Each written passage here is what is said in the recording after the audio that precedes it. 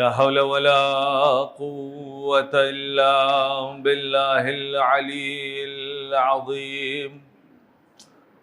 أعوذ بالله من الشيطان اللعين الرجيم. بسم الله الرحمن الرحيم.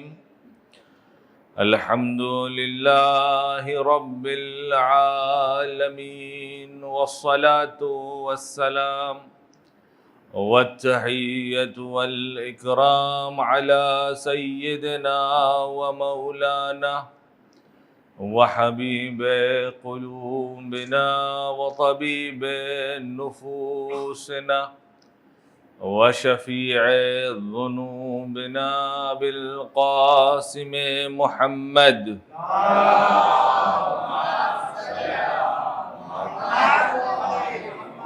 وعلى أهل بيته الطيبين الطاهرين المنتجبين المنتخبين المعصومين الذين أذهب الله عنهم الرجس وطهرهم تطهيرا.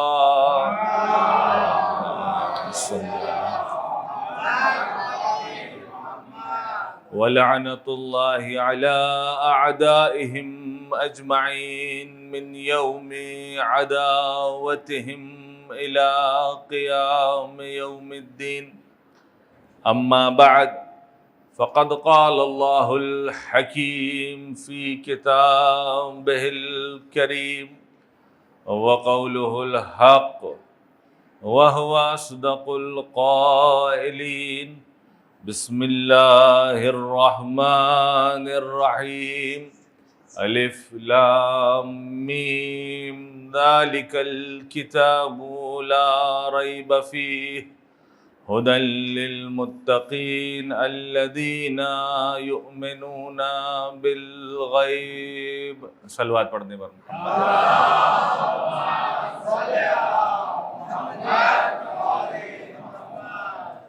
مالک کائنات کا ارشاد گرامی ہو رہا ہے.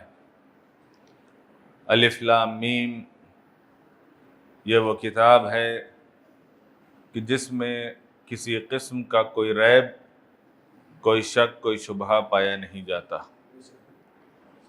یہ متقین کے لیے ہدایت ہے اور متقین کی صفات میں سے ایک صفت غیب پر ایمان ہے.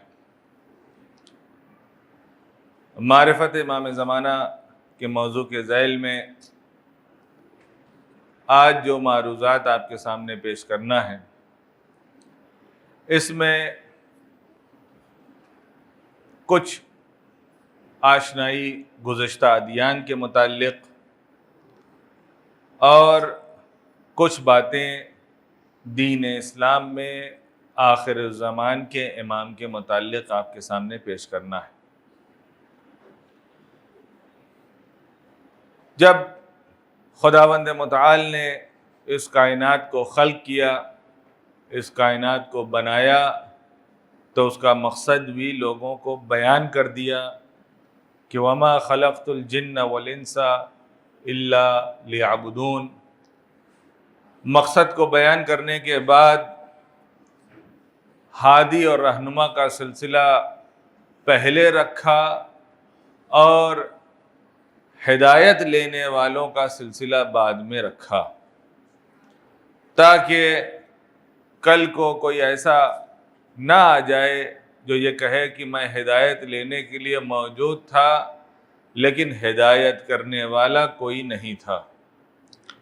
لہذا اس نظام میں جو انسان کی فطرت سے بھی منسوب ہے کہ انسان فطری طور پر معبود کو تلاش کر رہا ہوتا ہے، ڈھونڈ رہا ہوتا ہے، یعنی ایسی ذات کی ہمیشہ کھوج میں رہتا ہے کہ جس کی عبادت کی جا سکے. اسی وجہ سے ہم جب اپنے اطراف میں دیکھتے ہیں اور خاص طور پہ ہندوستان میں کہ جو ایک ایسی جگہ ہے جہاں پر دنیا کے تقریباً تمام ادیان، تمام مذاہب پائے جاتے ہیں، تو ہم نے اپنے اطراف میں جب دیکھا تو یہ معلوم ہوا کہ جس کو جس چیز میں معبود دکھائی دے گیا اس نے اسے اپنا معبود اختیار کر لیا. کسی کو چاند ستارے میں معبود دکھائی دیا، کسی کو درخت میں، کسی کو پتھر میں، کسی کو حیوانات میں. جس قوم کو بھی جس میں معبود دکھائی دیا اس قوم نے اپنے معبود کے سامنے اپنے سر کو جھکا لیا. یعنی انسان کی فطرت میں اللہ نے عبادت کو رکھا ہے. اب ممکن ہے کہ بعض ایسے ہوں جو یہ کہیں کہ وہ ایک دن ذکر نکلا تھا ایتھیزم کے سلسلے میں، بے دینی کے سلسلے میں، کہ جو کہتے ہیں کہ نہ کوئی خدا ہے، نہ جنت ہے، نہ جہنم ہے، جو کچھ ہے وہ یہی دنیا ہے، اسی دنیا میں آ گئے ہیں، چند برس زندگی گزارنے کے بعد ہمیں اس دنیا سے چلے جانا ہے. کہاں جانا ہے کسی کو معلوم نہیں ہے، لہٰذا جب تک زندہ ہے اسی دنیا سے آپ فائدہ اٹھاتے رہیے. تو ایسا آدمی جو بظاہر کسی خدا کا قائل نہیں ہے، کسی معبود کا قائل نہیں ہے، تو اس کو بھی آپ دیکھیں گے کہ زمانے کی دوڑ میں دوڑ لگا رہا ہے کہ چند روپیہ حاصل ہو جائے، تھوڑا سا مقام مل جائے، تھوڑا سا سٹیٹس مل جائے، تھوڑا سا کہیں سے دولت ہاتھ لگ جائے. تو جو یہ کہہ رہا ہے کہ میں کسی کو خدا نہیں مانتا ہوں، وہ بھی مال و دولت اور جاہ و حشم کو اپنا خدا سمجھتا ہے. کوئی ایسا آدمی نہیں ہے کہ جو کہے کہ نہیں میری نگاہ میں کوئی بھی اس لائق نہیں ہے. نہیں ہے، ہر آدمی کا خدا الگ الگ ہے. ہر آدمی کا مزاج جیسے جیسے الگ ہوتا ہے، اسی طریقے سے ممکن ہے کہ افراد بدلتے جائیں، فکر بدلتی جائے، طریقہ بدلتا جائے، اسی اعتبار سے خدا بھی بدلتا چلا جائے. جیسے کہ ایک دن ذکر ہوا تھا کہ قبر میں بھی جب کسی بندے سے سوال ہوگا کہ من ربک، کہ تیرا پروردگار کون ہے،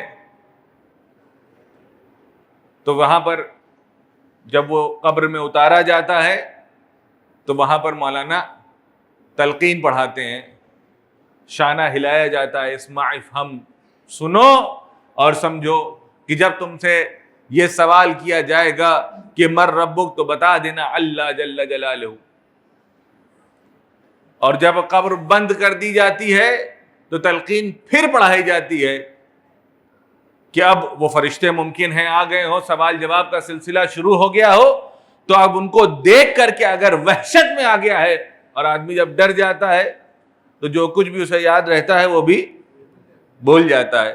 تو اسے دوبارہ یاد دلایا جا رہا ہے کہ من ربک، تو کہنا اللہ جل جلالہ.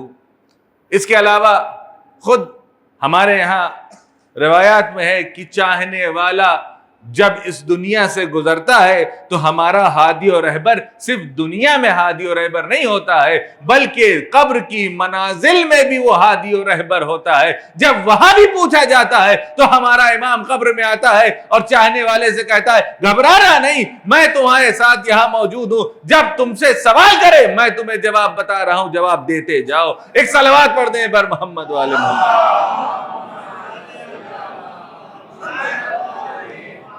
قبر کی منزلوں میں بھی مولا کائنات موجود ہیں اور چاہنے والے کی مدد کر رہے ہیں کہ جب وہ پوچھے کہ تیرا پروردگار کون ہے، تیرا رب کون ہے، تو بتانا.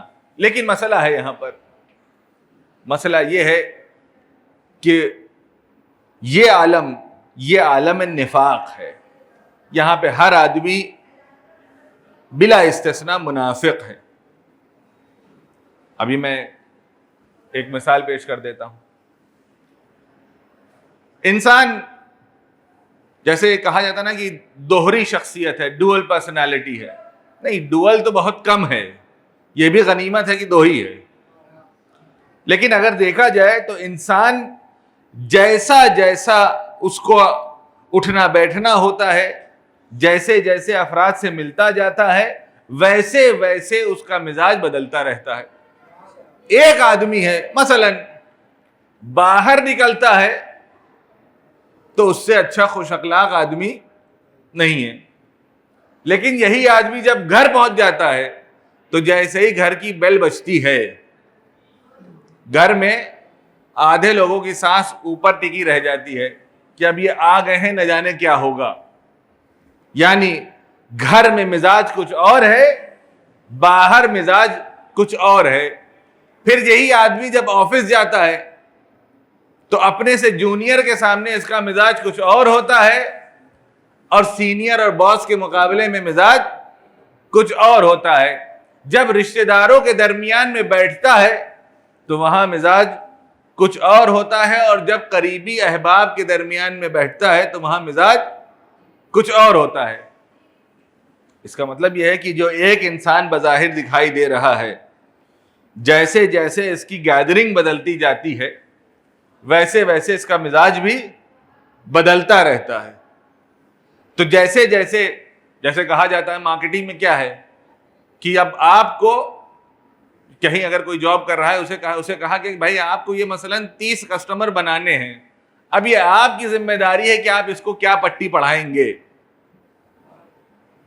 کیا کیا اس کو سمجھائیں گے، اور کیسے آپ اپنا کام نکالیں گے، یہ آپ کی ذمہ داری ہے. اب وہ بھی بیچارہ گیا ہوا ہے جس کو جس طریقے سے سمجھا سکا، اور اس کو اس نے سمجھا کر کے مثلاً اپنا کام نکال لیا. یعنی سامنے والے کے اعتبار سے اس کا مزاج بدل رہا ہے.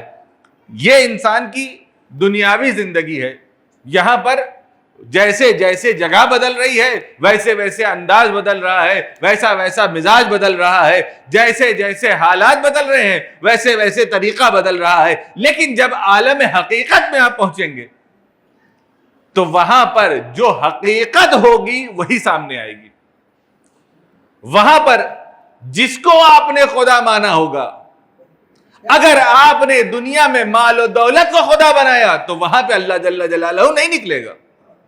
اگر آپ نے، ممکن ہے کہ مال و دولت کسی کے پاس ہو، کہیں میرے پاس تو الحمدللہ اتنی تھی، مجھے مال و دولت کو خدا بنانے کی ضرورت نہیں ہے، لیکن ریپوٹیشن، سٹیٹس، کہیں پر آبرو، کہیں پر لباس، کہیں پر طریقہ، کہیں پر فیشن، کہیں پر کچھ اور، جس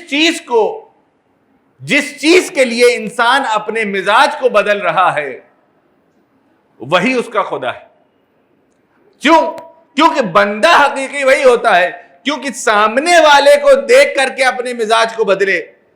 اگر سٹیٹس اور مقام اور جا یہ طلب کرتا ہے کہ نہیں آپ کو ان کے سامنے جھک کر کے ہی رہنا ہے، چاہے یہ صحیح بات بولیں چاہے غلط بات بولیں، اس کا مطلب یہ ہے کہ آپ کی نگاہ میں صحیح اور غلط طے کرنے کے لیے یہ سٹیٹس ہے. یہ سٹیٹس طے کرے گا کہ یہ کام صحیح ہے تو اب آپ کو کرنا ہے، یہ کام غلط ہے لیکن چونکہ اس نے کہا ہے تو کرنا ہے. یعنی انسان کا مزاج عبادت کر رہا ہے، اس نے تصور یہ کیا ہے کہ یہ مقام، یہ چیز میرے لیے معبود ہے. ہم دنیا میں دیکھتے ہیں کہ کچھ لوگوں نے چاند و ستاروں کو معبود بنا دیا، کچھ لوگوں نے ایسے کو معبود بنایا جو دکھائی نہیں دیتا. ایسے لوگ ممکن ہے کہ مساجد میں بھی آتے ہوں، وقتی طور پہ مسجد میں نماز میں بھی دکھائی دیں. ہم اور آپ جیسے کوئی الگ سے نہیں ہوتے ہیں، ہمارے جیسے ہی ہوتے ہیں کہ ہم لوگ جیسا سامنے والے کو دیکھا ویسا ہی مزاج بنا لیا کہ اب مثلا یہ صاحب جو ہیں اس ٹائم بڑے امپورٹنٹ ہیں، مثلا ان سے ہمارا کوئی کام نکلنے والا ہے. چونکہ عبادت گزار بندے کا کام یہ ہوتا ہے کہ وہ اپنے مولا کی اطاعت کرے. اگر ہم حقیقت میں اللہ کے بندے ہیں تو ہمیں یہ نہیں دیکھنا ہے کہ ہمارا باس ناراض ہو جائے گا، کہ ہمارا کلیگ ناراض ہو جائے گا، کہ ہمارے کوئی رشتہ دار ہے وہ ناراض ہو جائے گا، یا ہم کسی سے ناراض ہیں تو اب ہم ناراض رہیں گے. اگر خدا نے کہا ہے کہ فلاں کام کرنا واجب ہے تو کرنا ہے، کسی چیز سے روک دیا تو رک جانا ہے. اب اس میں کوئی کی خوشنودی ہو یا نہ ہو، کسی کی خوشنودی شامل حال ہو یا نہ ہو، چونکہ خدا نے کہہ دیا ہے. اور اس کے لیے لفظ عبد استعمال کیا ہے. عبادت کے حصے میں 3 چیزیں پائی جاتی ہیں. ایک عبد یعنی بندہ، ایک معبود یعنی یہ بندہ جس کی بات کو مانے، اور تیسری چیز ہے اس پورے پروسیس کو کہتے ہیں عبادت. جیسے ہی بندہ اپنے معبود کی بات کو سننے لگتا ہے اس پوری چیز کو عبادت کہی جاتی ہے۔ اب اگر اللہ نے کوئی حکم دیا ہم اس چیز کو مان کر کے اس پر عمل کرتے ہیں تو یعنی ہم نے اپنے معبود کی عبادت کو کیا۔ اب جیسا جیسا معبود کہتا جائے گا ویسا ویسا عبد کو کرنا ہوگا۔ یہ غلامی کا سلسلہ چونکہ اب ختم ہو گیا ہے، اور اب تو کیونکہ ہیومن رائٹس کی بات ہوتی ہے تو اکثر ایک صاحب کا میرے پاس میسج آیا کہ یہ بتائیے کہ غلاموں کے کیا حقوق تھے۔ میں نے کہا آپ نے غلام کو سمجھا ہی نہیں، غلام کی کوئی حقوق نہیں ہوتا کہ یہ کہا جائے کہ اگر غلام نے مثلا ہمارے کھیت میں کام کیا ہے تو اس کو سیلری کیا ملے گی۔ غلام ایک چیز کی طرح ہوتا ہے۔ مثلا میرے پاس اگر ایک موبائل ہے، اب 4 گھنٹہ میں نے اس کو یوز کیا، تب موبائل پلٹ کے کہے ایسا ہے کہ بس میں تھک گیا ہوں مجھے رکھ دیجئے، کیا وہ کہہ سکتا ہے؟ نہیں کہہ سکتا۔ کیوں؟ کیونکہ وہ ایک چیز ہے۔ اسی طریقے سے غلام ہوا کرتے تھے کہ وہ ان کو جو کام کہا جائے انہیں وہ کام کرنا ہے۔ یہ نہیں کہہ سکتے کہ میں تھک گیا ہوں، یہ نہیں کہہ سکتا کہ نہیں کروں گا میرا من نہیں ہے۔ نہ من ہوتا ہے، نہ تھکنا ہوتا ہے، نہ کچھ نہیں۔ جو مولا نے حکم دے دیا اسی کے مطابق اسے کام کرنا ہوتا ہے، اس کے علاوہ اس کے پاس کوئی دوسرا راستہ نہیں ہے۔ آج کے دور میں چونکہ ہم مرضی دیکھتے ہیں، حقوق کی بات ہوتی ہے، اس لیے ہم ان چیزوں کو نہیں سمجھ پاتے ہیں۔ حالانکہ خود اس غلامی کو ختم کرنے میں جتنا بڑا ہاتھ اسلام کا تھا کسی دوسرے دین کا نہیں تھا۔ اور بدنام بھی ہم ہی ہیں کہ ان کا سسٹم یہ ہے کہ کسی کو پکڑتے ہیں تو غلام بنا لیتے ہیں۔ نہیں عزیزوں، اسلام نے یہ غلامی کے مزاج کو ختم کیا ہے، اسلام نے اس کو بڑھاوا نہیں دیا۔ میں مثال دے سکتا ہوں، کوئی آدمی ہے تھوڑا سا بے دین ٹائپ کا ہے، اس نے ایک دن روزہ نہیں رکھا۔ ارے بہت گرمی ہو رہی ہے، گرمی میں کون روزہ رکھے گا؟ روزہ نہیں رکھا، لیکن بہرحال بندہ خدا ہے، اس کو خیال پیدا ہوا کہ نہیں یہ کام غلط ہو گیا، مجھے روزہ رکھنا چاہیے تھا، میں نے روزہ نہیں رکھا، تب اس کا کفارہ دینا ہے۔ کیا ہے کفارہ؟ ایک غلام کو آزاد کریے۔ آپ یہ بتائیے کہ کہاں روزہ اور کہاں غلام؟ لیکن چھوٹی چھوٹی چیزوں پر اسلام نے کہا روزہ رکھا نہیں رکھا غلام آزاد کریے۔ اور ظاہر سی بات ہے کہ غلام رکھنے والا اس کا مطلب ہے کہ صاحب حیثیت آدمی ہے۔ جس آج کے دور میں جیسے کوئی مہنگی گاڑی ہو کسی کے پاس تو ہر آدمی کے پاس نہیں ہو سکتی، اسی طریقے سے اس زمانے میں ہر آدمی کے پاس غلام بھی نہیں ہوتا تھا۔ ایسا نہیں تھا کہ ایک خریدیے اور 3-4 فری میں ملے گا، نہیں، ایک بھی آدمی نہیں خرید پاتا تھا۔ تو غلام کافی مہنگی چیز ہوتی تھی جسے آدمی خریدتا تھا، اور ایک سے ایک غلام بازار میں ملا کرتے تھے۔ جیسے اب ایک واقعہ ذہن میں آ گیا ہے غلام کے سلسلے میں، ایک آدمی پہنچا بازار میں، اس نے دیکھا کہ ایک بڑا ہی، جیسے آدمی سامان خریدنے جاتا ہے تو کیا دیکھتا ہے؟ اچھا ہونا چاہیے، مضبوط ہونا چاہیے، وارنٹی ہے کہ نہیں ہے، گارنٹی ہے کہ نہیں، کتنے دن چلے گا، خراب ہو گیا تو پھر کیا ہوگا۔ اسی طریقے سے غلام خریدا جاتا تھا کہ کس جگہ کا ہے، کہاں کا ہے، اس کی نسل کیا ہے، اور فزیکل طور پہ مضبوط ہے کہ نہیں، بھائی میں اسے کام لینا ہے۔ تو دیکھا کہ وہاں پہ ایک بڑا ہی مضبوط قسم کا غلام بازار میں بک رہا ہے۔ اس نے جا کے پوچھا کہ بھائی یہ والا غلام کتنے کا ہے؟ بڑی معمولی سی رقم اس نے بتایا کہ بھائی اتنے کا ہے۔ اب اگر آپ کو بڑی مہنگی گاڑی سستے میں ملنے لگے، 50 لاکھ کی گاڑی کوئی کہے یہ 5 لاکھ کی لے جائیے، تو سب سے پہلے پوچھیں گے آپ ہی کی ہے؟ کیونکہ یہ تو اتنا سستا بیچ رہے ہیں آپ، پتہ چلا BMW آپ 5 لاکھ میں بیچ رہے ہیں، اس میں آلٹو نہیں آتی ہے، تو اب آپ پوچھیں گے کہ آپ ہی کی ہے کہ کسی اور کی ہے؟ اسی طریقے سے کہا نہیں آپ ہی کا ہے، کہا نہیں میرا ہی ہے۔ کہا تو اتنا سستا کیوں؟ کہا اس کے ساتھ ایک خرابی ہے۔ کہا بظاہر تو دکھنے میں ٹھیک ٹھاک ہے، کہا لیکن اس کے ساتھ ایک خرابی ہے۔ کہا کیا خرابی ہے؟ کہا جو آپ کہیں گے یہ وہ کرے گا۔ کہا یہ تو اچھی بات ہے، جو میں کہوں گا وہ یہ کرے گا، یہ تو اس سے اچھا کیا ہو سکتا ہے۔ کہا ٹھیک ہے کتنا ہے؟ اس کو پیسے دیے اور لے کر کے غلام کو گھر چلے گئے۔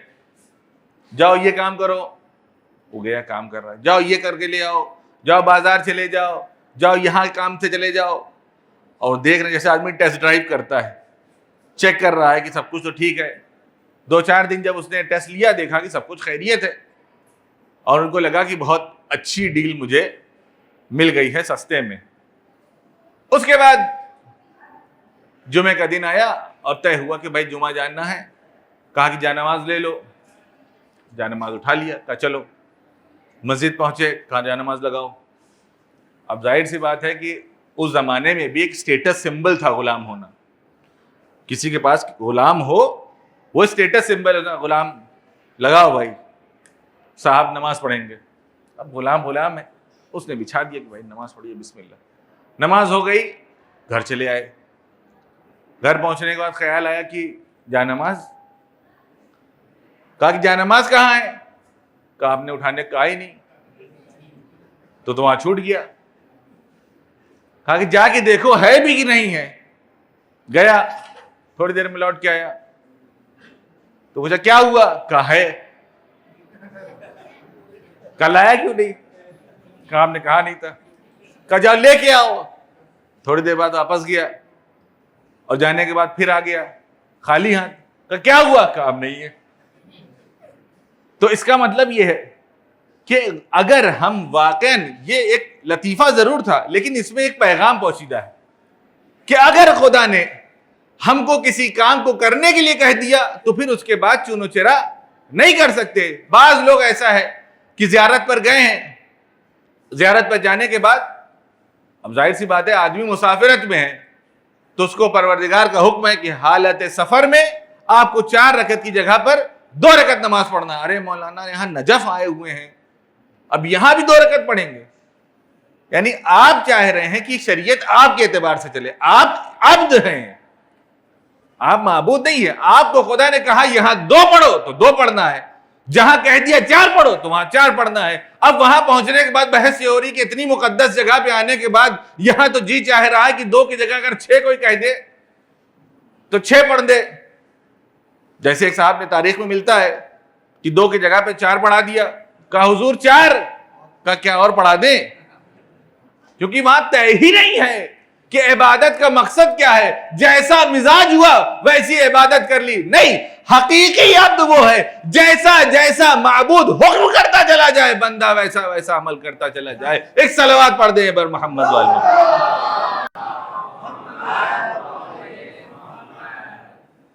اب جب جیسا جیسا اللہ نے جو نظام بنایا وہ یہی بنایا کہ ہر قوم کے لیے ہادی کا انتظام کیا اور انسانیت کو بعد میں بھیجا تاکہ کوئی شکایت کرنے والا نہ ہو۔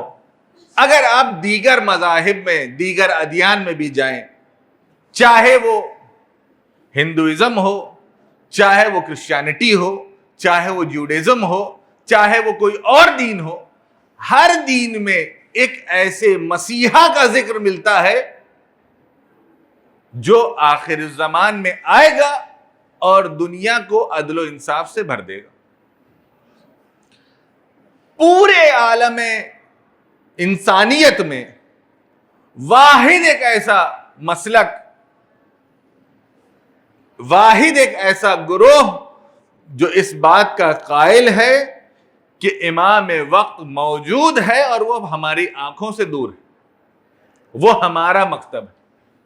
وَإِلَّا دیگر مکاتب میں، دیگر ادیان میں صرف بحث یہ ہے کہ وہ آئے گا اور آنے کے بعد یہ جو دنیا ظلم و جور سے بھر گئی ہے اسے عدل و انصاف سے بھر دے گا۔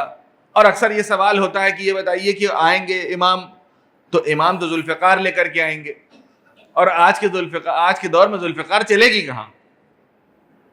آج کا دور اتنا ہائی ٹیک ہے، اتنی زیادہ ٹیکنالوجی ہے اور اتنا زیادہ سب ترقی کر چکے ہیں کہ ذوالفقار کس کام کی ہے؟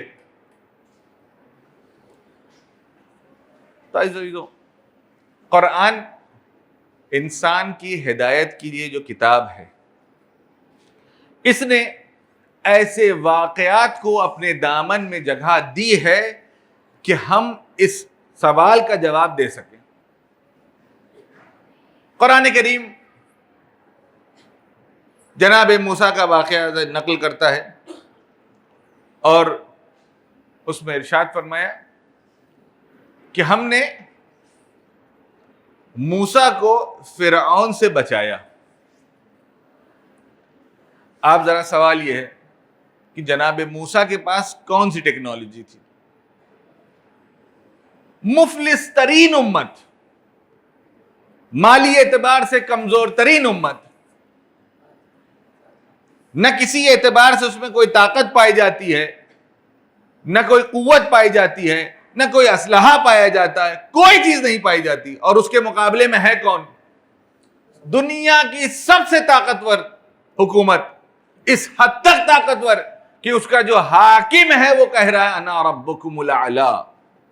وہ اپنے آپ کو نارمل آدمی بھی حساب نہیں کر رہا ہے، وہ اپنے آپ کو ربانیت تک پہنچا رہا ہے کہ میں تمہارا پالنے والا، تمہارا پروردگار ہوں۔ تو خدا نے کیا کیا؟ خدا نے کہا کہ تمہارا کام یہ ہے کہ تم راہ خدا میں آگے بڑھتے رہو، اس آدمی کا کیا کرنا یہ میری ذمہ داری ہے۔ جناب موسیٰ کو حکم دیا کہ نیل کے پاس پہنچے، کہا اپنے عصا کو نیل پر مار دو۔ جیسے ہی نیل پر عصا کو رکھا، نیل کا پانی دو طرف الگ ہو گیا، درمیان میں راستہ بن گیا۔ اب جناب موسیٰ اپنی امت کو، بنی اسرائیل کو لے کر کے جیسے ہی دریائے نیل میں گئے، اور جانے کے بعد ادھر آخری آدمی بنی اسرائیل کا دریا سے باہر نکلا، ادھر دوسرا آخری آدمی فرعون کا دریا میں آیا، دریا کو بند کر دیا۔ نہ کوئی ایک قطرہ خون بہا، نہ کوئی ایک تلوار چلی، نہ کوئی ایک تیر چلا، نہ کچھ ہوا۔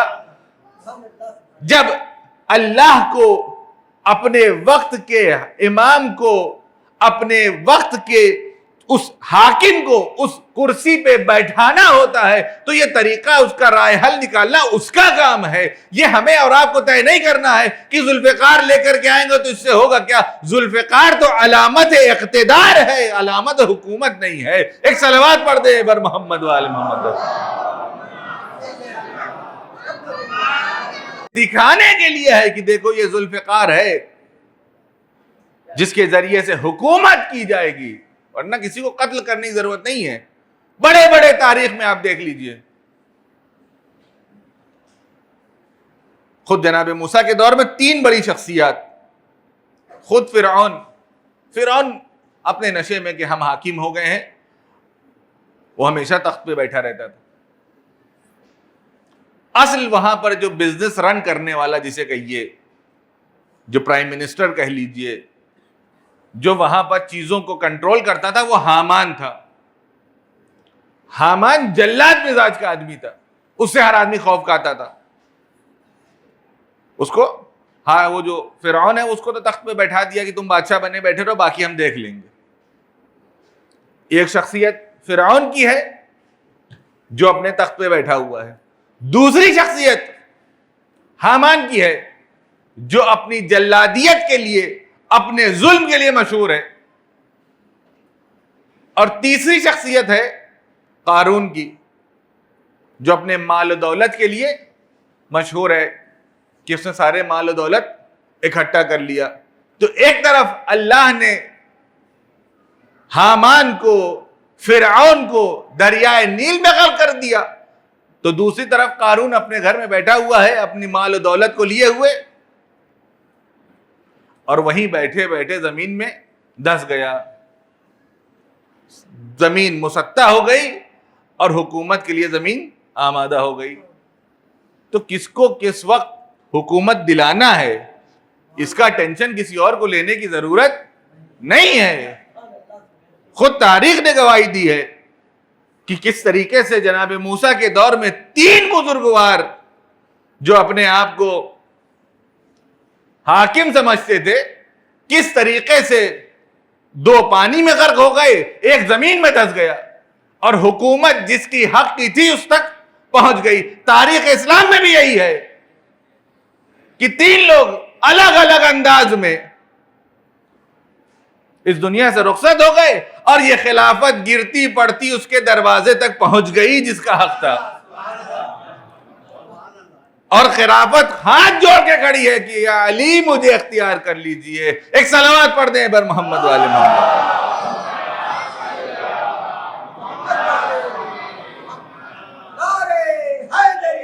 یا علی صلی اللہ محمد۔ اس سے پہلے کہ میں اپنی گفتگو کو آگے بڑھاؤں، گزارش ہے کہ آپ لوگ تھوڑا تھوڑا آگے بڑھ جائیے تاکہ جو بعد میں آنے والے مومنین ہیں ان کو بھی جگہ مل سکے۔ ایک صلوات کے ساتھ آگے آ جائیے۔ صلی اللہ محمد آل محمد۔ ایک اس سے بہتر صلوات پڑھ دیجیے۔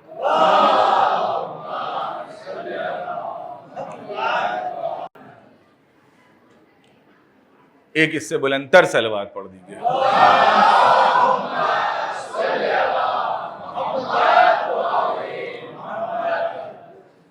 یہ نظام الہی ہے، اور جب نظام الہی ہوتا ہے تو اللہ کو پتا ہے کہ اپنے بندوں کو کس طریقے سے حکومت دینا ہے، کس طریقے سے کس جگہ پر ان کو بیٹھانا ہے، یہ اللہ کا کام ہے۔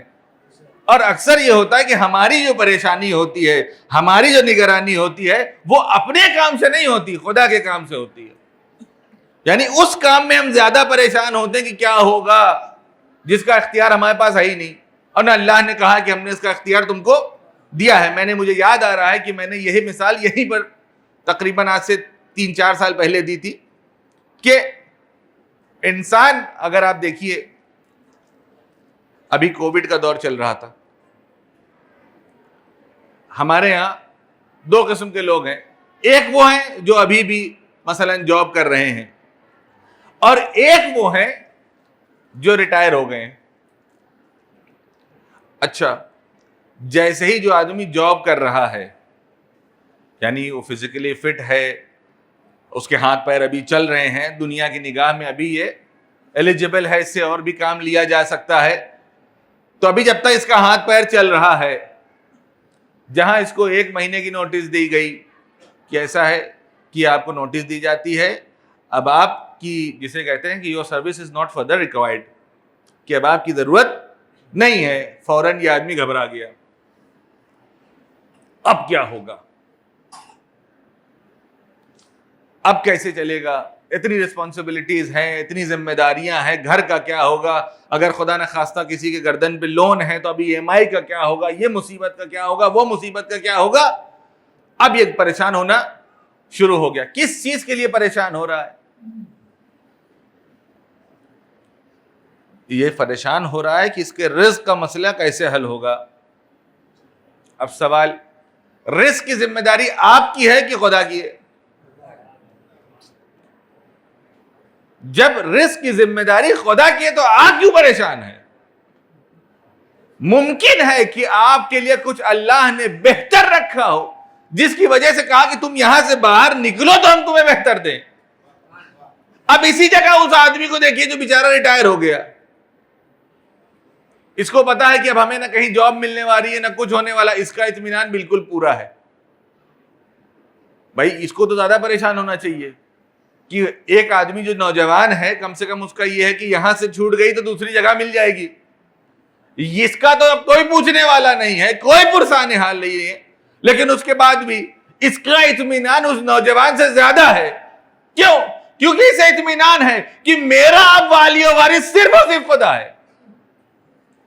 لیکن کہیں نہ کہیں ہمارے من میں یہ رہتا ہے کہ ہم اپنے گھر کا نظام ہم چلا رہے ہیں، گھر میں اگر کوئی چیز آ رہی ہے تو ہماری وجہ سے آ رہی ہے، گھر میں جو سسٹم چل رہا ہے وہ ہماری وجہ سے چل رہا ہے، گھر میں جو لگژری ہے وہ ہماری وجہ سے نہیں۔ عزیزو، نہ آپ کی وجہ سے ہے، نہ آپ کے گھر والوں کی وجہ سے ہے، نہ آپ کی مال و دولت کی وجہ سے۔ آپ کل چلے جائیں گے، پرسوں بھی یہ سب رہے گا، پرسوں بھی یہ رب رہے گا۔ کوئی ایسا نہیں کہ کوئی آدمی دنیا چلا جاتا ہے تو باقی گھر والے بھی خودکشی کر لیتے، نہیں۔ آج مرا کل دوسرا دن، ہمارے ہاں تو پھر بھی 40واں ہوتا ہے۔ باقی آگے جا کے دیکھیے، جس دن مرا ہے اس دن بھی 2 آنسو آنکھوں سے نہیں نکلتے۔ کیوں؟ کیونکہ حرام ہے، بدعت ہے، سوال تو یہ ہے جب انسان پیدا ہوا تھا تو اگر وہ نہیں رو رہا ہوتا تو ڈاکٹر اس کو مار مار کے اس بچے کو رلاتے ہیں. کیوں؟ کیونکہ اس کا چپ رہنا خلاف فطرت ہے. اور یہ احمق آدمی کہہ رہا ہے رونا خلاف فطرت ہے. یعنی فطرت کو بھی ٹھیک سے نہیں پہچانا. فطرت یہ کہتی ہے کہ انسان کو اگر تکلیف ہوئی ہے تو رونا چاہیے. آپ دیکھیے سائیکائٹرسٹ ہیں, سائیکالوجسٹ ہیں, اگر کسی خدا نخواستہ کسی کے گھر میں کوئی اچانک سے کوئی ایسی موت واقع ہو جائے, کسی کو ایسا حادثہ ہو جائے کہ جہاں پر آدمی سکتے میں چلا جائے اور روئے نہیں, کوئی ری ایکشن نہ دے, تو ڈاکٹر کیا کہتے ہیں؟ آپ ان کو رلائیے. اگر یہ نہیں روئیں گے تو خدا نخواستہ ان کو بھی کچھ ہو جائے گا. اس کا مطلب یہ کہ رونا فطری چیز ہے, جانور روتے ہیں. لیکن بعض ایسے سنگ دل ہیں جو نہیں روتے. رونے سے انسان کے گناہ پاک ہوتے ہیں. اکثر آپ نے دیکھا ہوگا کہ دعاؤں کے استجابت کا جو پاسورڈ ہے, سمجھ لیجئے, جو علامت ہے, وہ یہ ہے کہ اگر آپ نے اس دعا کو پڑھ لیا, اس دعا کو کر لیا, اور اس کے بعد اگر ایک قطرہ آنسو اگر آنکھوں میں آ گئے تو اس کا مطلب ہے کہ یہ دعا مستجاب ہے. ایک قطرہ آنسو علامت استجابت دعا ہے, علامت ہے اس بات کی کہ انسان کا گناہ جو ہے وہ کم ہو رہا ہے. کل میں نے عرض کیا تھا کہ اگر ہم رابطہ اپنے امام کے ساتھ برقرار کرنا چاہتے ہیں تو ہمیں اپنے روح کو پاک و پاکیزہ کرنا پڑے گا. کیوں؟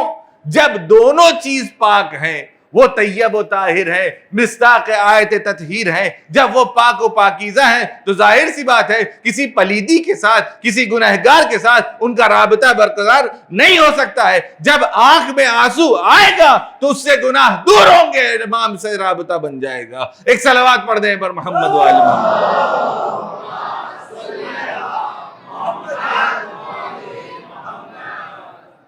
یعنی اگر ہم چاہتے ہیں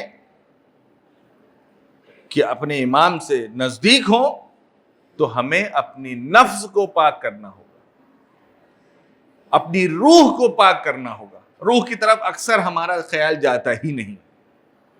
ہم اپنی روحانی جو زندگی ہے اس کی طرف سوچتے ہی نہیں ہیں. جو کچھ ہے وہ یہ مٹیریلسٹک ورلڈ ہے, یہ دنیا ہے جہاں کھانے پینے کے لیے اچھی چیز ہونی چاہیے, پہننے اوڑھنے کے لیے اچھی چیز ہونی چاہیے, مکان اچھا ہونا چاہیے, سواری اچھی ہونی چاہیے. سارا زور جو ہے ان باتوں کی طرف ہوتا ہے, لیکن اپنی روح کی طرف ہمارا خیال نہ یا تو کم جاتا ہے یا تو نہیں جاتا ہے.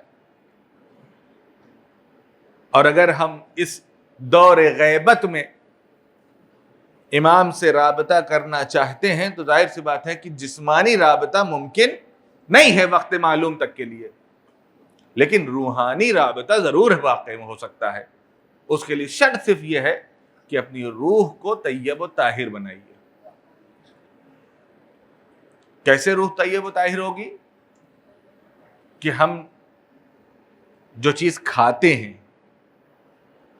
چونکہ اس کے دو اثرات ہوتے ہیں, ایک وہ ہوتا ہے جو اس کا مادی اثر ہے, ایک وہ ہے جو اس کا روحانی اثر ہے. ایک مادی اثر ہے, ایک روحانی اثر ہے. دونوں اپنی اپنی جگہ پر اثر رکھتے ہیں. مثلا ایک آدمی ہے جو ایک غذا اس کو ملی, ایک کھانا ملا, مثال کے طور پر یہ نجس تھا, اس نے کھا لیا. بعد بتا رہے یہ کہاں کھا لیا آپ نے, یہ تو نہیں کھانا چاہیے تھا. تو کہا کہ ارے غلطی ہو گئی. اور اگر کسی آدمی کو حکم نہ پتا ہو کہ اس میں یہ نجس ہے یا نہیں, وہ اگر وہ کھا لیتا ہے تو اس کے لیے بہرحال وہ پاک ہے, کوئی مشکل نہیں ہے. لیکن کیا اس کا روحانی اثر بھی نہیں ہے؟ نہیں, شرعی اعتبار سے اس کے اوپر کوئی ذمہ داری نہیں ہے, اس کو عذاب گناہ نہیں ملے گا. لیکن کیا اس کا روحانی اثر بھی نہیں ہے؟ روحانی اثر قطعاً ہے. جیسے نعوذ باللہ کوئی آدمی دھوکے سے مثلا شراب پی لے. اگر دھوکے سے پی لیا ہے اس نے, اس کو نہیں پتا تھا, ایک ہی مثلا ٹرے میں ایسی جگہ خدا نہ خواستہ جانا ہو گیا کہ جہاں پر ایک ہی ٹرے میں پیپسی بھی رکھی ہوئی ہے, ایک ہی ٹرے میں جو ہے وہ شراب بھی رکھی ہوئی ہے, دھوکے سے اس نے پی لیا. اگر اسے نہیں پتا تھا تو جو ایک گھونٹ پیا ہے، کیونکہ ایک گھونٹ کے بعد پتا چل جاتا ہے، اگر وہ پورا اتار گیا تو اس کا مطلب یہ ہے کہ وہ اس کو پتا تھا کہ کیا چیز ہے۔ اگر ایک گھونٹ پینے کے بعد اگر اس کو احساس ہو جائے کہ یہ وہ چیز نہیں ہے جو مجھے پینا چاہیے اور اس کو دور رکھ دے تو ٹھیک ہے، ایک گھونٹ کا گناہ اس کو نہیں ملے گا، لیکن کیا اس کو پینے کے بعد وہ مست نہیں ہوگا؟ کیا اس کو نشہ نہیں ہوگا؟ جس طریقے سے ہر چیز کا ایک وضعی اثر ہوتا ہے، جو ہر چیز کا جو اس کا ایفیکٹ ہوتا ہے وہ تو بہرحال ہونا ہے۔ آپ کو گناہ نہیں پڑا وہ اپنی جگہ پر، مثال کے طور پہ زہر رکھا ہوا ہے، کہہ رہے دھوکے سے پی لیا تھا، دھوکے سے پیا ہو چاہے جان بوجھ کے پیا ہو، اس کے بعد مر جانا ہی ہے۔ یہ تھوڑی نہ ہوگا کہ یہ دھوکے سے پیا تھا تو ہی مرے گا نہیں آدمی، اور اکثر زہر دیا ہی ایسے جاتا ہے کہ وہ پی لے دھوکے سے، بتا دیں گے تو کون پیے گا؟ تو جو اس کا اثر ہے وہ تو بہرحال ہونا ہے۔ اسی طریقے سے اگر ہم یہ چاہتے ہیں کہ ہماری روح طیب و طاہر ہو تو ہمیں اپنے کھانے پینے کا خاص خیال رکھنا ہے۔ مولا کائنات علی ابن ابی طالب علیہ السلام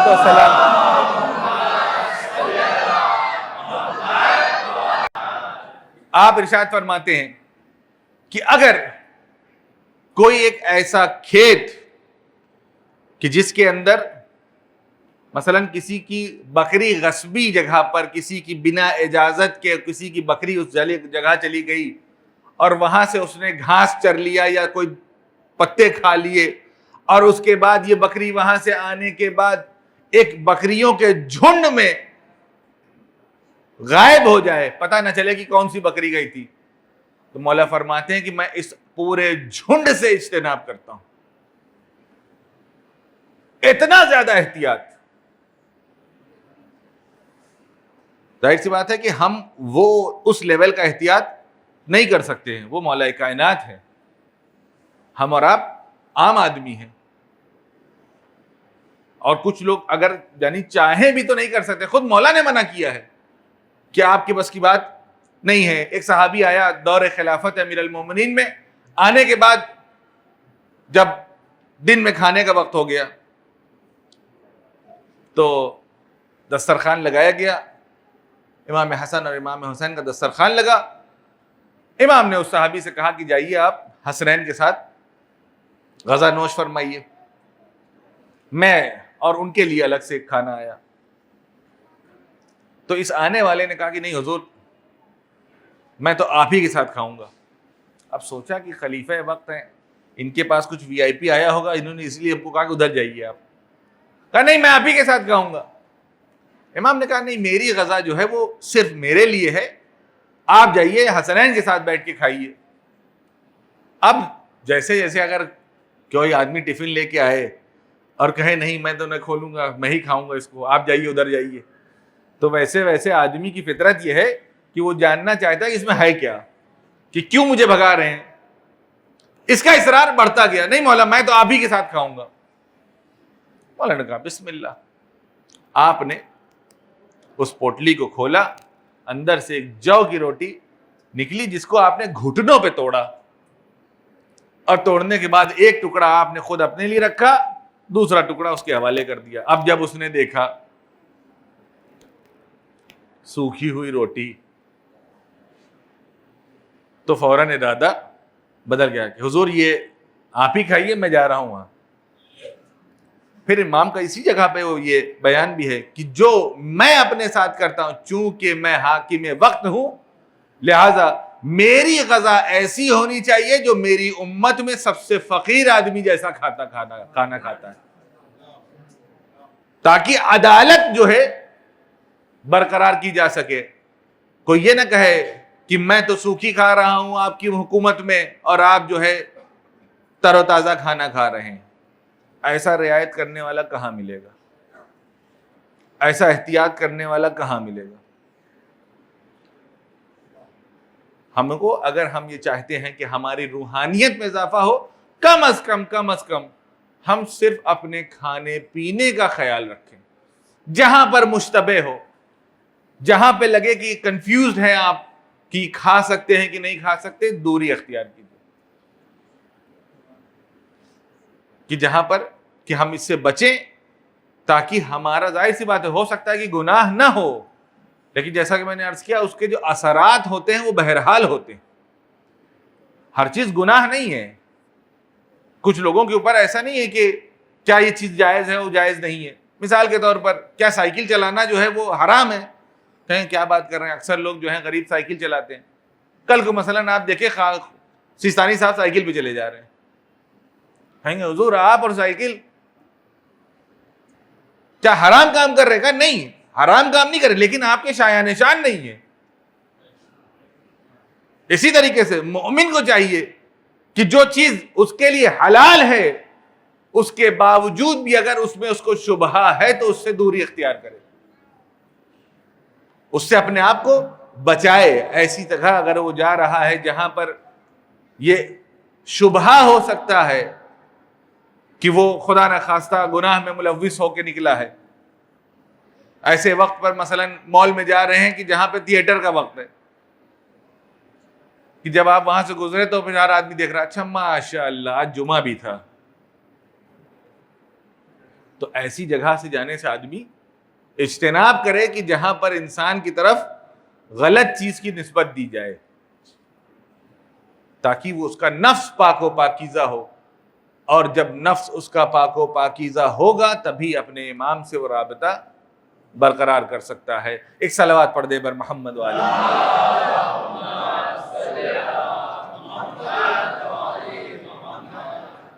جتنا انسان اپنے آپ کو پاک و پاکیزہ بنائے گا، امام اپنے پاک و پاکیزہ افراد کو چھوڑتا نہیں ہے.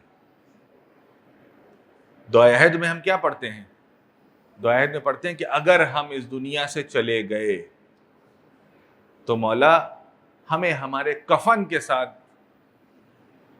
ہماری قبر سے نکالا جائے اس عالم میں کہ ہمارے ہاتھوں میں تلوار ہو اور ہم اپنی آمادگی کا اعلان کریں.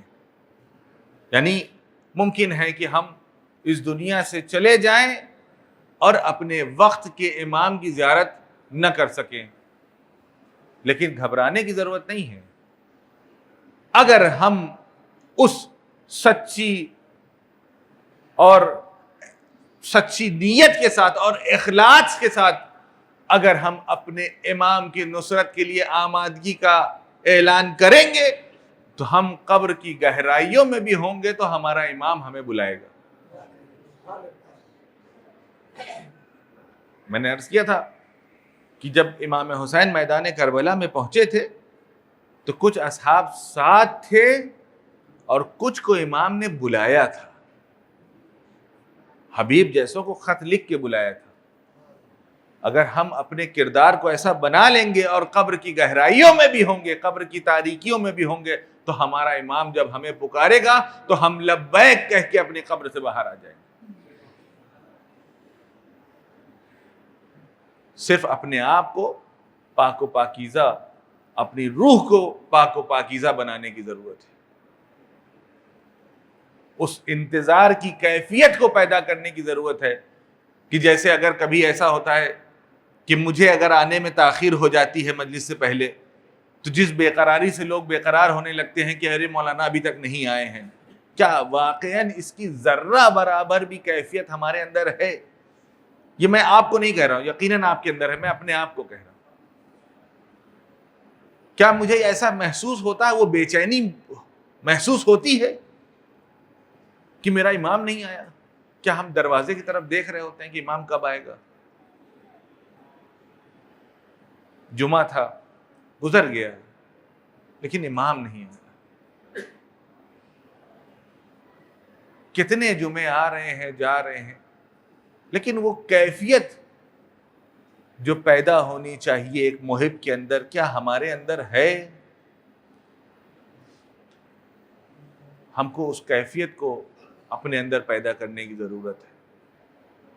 جب ہم اس کیفیت کو اپنے اندر پیدا کر لیں گے تو ہم اس حدیث کے مصداق بن جائیں گے، افضل الاعمال انتظار الفرج، کہ بہترین عمل وہ ہے کہ امام کے ظہور کا انتظار کیا جائے. اور عمل کا ذکر کیا ہے. عام طور پہ جب ہم انتظار کر رہے ہوتے تو کچھ عمل نہیں کرتے، تو بیٹھے ہوتے دروازے کی طرف دیکھ رہے ہوتے. لیکن یہاں پہ لفظ عمل کا مطلب یہ ہے کہ ہمیں اس زمینے کو آمادہ کرنا ہے، ہمیں اپنے آپ کو آمادہ کرنا ہے، اس چیزوں کو ہموار کرنا ہے کہ جس کے بعد امام آئے گا. واللہ ہم صبح ہوگی رات ہوگی اسی طریقے سے سلسلہ چلتا رہے گا، اور آنے والا صرف اس انتظار میں رہے گا کہ مجھے پکارے تو صحیح، کوئی پکارے تو صحیح. امام اپنی اس کے لیے ہے، واجب ہے کہ وہ اپنے لوگوں کو بلائے. وہ دعوت دینے کے لیے آیا ہے، وہ ہدایت کرنے کے لیے آیا ہے، اس کی ذمہ داری ہے کہ وہ بلائے. امام حسین آج کربلا میں 40 کا دن تھا. آپ نے دیکھا ہوگا کہ لاکھوں لوگ لبیک یا حسین کہہ رہے ہیں، لبیک یا حسین، لبیک یا حسین. یہ لبیک یا حسین کیا ہے عزیزو؟ ذرا سوچنے کی ضرورت ہے. لبیک یا حسین کا مطلب کیا ہے؟ لبیک آدمی تب بولتا ہے جب اس سے کچھ کہا جاتا ہے، جب کسی کا نام پکارا جاتا ہے تو اس کے جواب میں لبیک بولتا ہے. ہم نے ایک لبیک کعبے میں دیکھا ہے، جہاں پہ لبیک اللہم لبیک لبیک لا شریک لک لبیک کا نعرہ ہم نے مکے میں دیکھا، ہم نے کعبہ میں دیکھا. جب پوچھا کہ یہ لبیک کس چیز کے بدلے میں کہا جا رہا ہے، کس چیز کا جواب ہے، تو پتہ یہ چلا کہ یہ وہ صدا کا جواب ہے جس کا حکم جناب ابراہیم کو دیا گیا کہ ابراہیم امت کو بلاؤ، لوگوں کو بلاؤ. جب لوگوں کو بلایا تو جہاں جہاں جو کوئی تھا اس نے آواز دی لبیک اللہم لبیک. اب عزیزو جب ہم نے یہ کہنا شروع کیا لبیک یا حسین، تو اس کا کیا مطلب ہے کہ امام حسین نے آپ کو کب بلایا تھا؟ امام حسین نے عصر عاشور جب خیمے سے باہر نکلے، کھڑے ہونے کے بعد جب مقتل کا رخ کیا اور دیکھا کہ کوئی نہیں ہے، یکا تنہا ہے، تو آواز دی حل من ناصر ینصرنا، حل من مغیث یغیثنا. کہاں ہے میرے نصرت کرنے والے؟ ہے کوئی جو میری مدد کرے؟ ہے کوئی جو میری آواز استغاثہ پہ جواب دے؟ تو ہم آج بیٹھ کر کہتے ہیں لبیک یا حسین. اے امام حسین، اگر ہم اس زمانے میں ہوتے تو ہم آپ کی آواز استغاثہ پر لبیک کہتے، اور آج لاکھوں کی تعداد اسی آواز استغاثہ کے جواب میں کربلا پہنچتی ہے اور آواز دیتی ہے لبیک یا حسین، لبیک یا حسین. ہاں عزیزو، یہ میرا مولا ہے، تنہا ہے، خیمے کے باہر کھڑا ہے، کبھی بائیں دیکھتا ہے، کبھی دائیں دیکھتا ہے، کوئی مدد کرنے والا نہیں ہے، کوئی گھوڑے پہ سوار کرنے والا نہیں ہے. ایک مرتبہ خیمے کا پردہ ہٹا، ایک بی بی برآمد ہوئی، جناب زینب آگے بڑھی، کہا اے بھیا میں تمہیں سوار کروں گی. بہن نے بھائی کو سوار کیا. اب جب دھیرے دھیرے امام مقتل کی طرف بڑھنے لگے تو بہن نے کہا بھیا مڑ مڑ کے دیکھتے رہنا. جب امام نے کبھی میمنے پہ حملہ کیا، کبھی میسرے پہ حملہ کیا، بہن ہے جو پیچھے پیچھے مقتل میں جاتی ہے، کبھی اس طرف جاتی ہے، کبھی اس طرف جاتی ہے. ایک مرتبہ وہ منزل بھی آئی کہ اب بہن کو بھائی دکھائی نہیں دے رہا ہے، بھائی بہن سے کی آنکھوں سے اوجھل ہو گیا ہے. بہن ایک ٹیلے پہ پہنچی، دیکھا چمرلائی کند خنجر لے کر بھائی کے سینے پر سوار ہے اور ضربے مار رہا ہے. ایک مرتبہ جناب زینب خیمے میں پلٹی، اے بیٹا سجاد دیکھو قیامت آئی ہے، سرخ و سیاہ آندھیاں چل رہی ہے، زمین کربلا کو لرزا رہا ہے. کعب بھی اماں ذرا خیمے کے پردے کو ہٹائیے. جیسے ہی خیمے کے پردے کو ہٹایا، اس دھوکے سے ناپے باپ کا اثر، آواز دیا السلام علیک یا ابا عبداللہ، السلام علیک یا ابن رسول اللہ.